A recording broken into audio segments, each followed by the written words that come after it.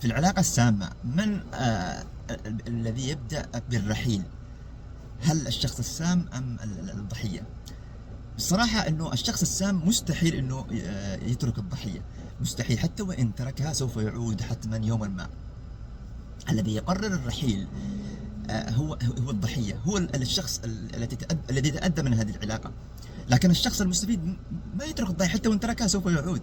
طيب لماذا الشخص السام سوف يعود يوما ما حتى وإن ترك أو أن ترك، ولن يستسلم حتى يعود؟ لماذا؟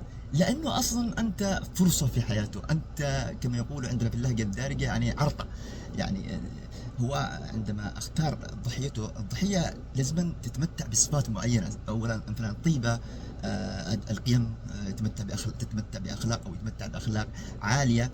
أيضا عنده قبول من المحيط حوله، سواء من الناس أو المجتمع أو العائلة، حتى يغطي صفاته السيئة بضحيته.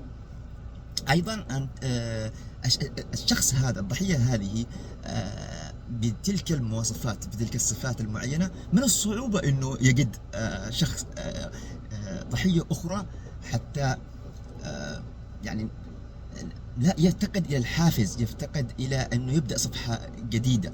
هو إنسان أو إنسانة كسولة. هو الشخص السام شخص كسول، شخص لا يحب البدايات.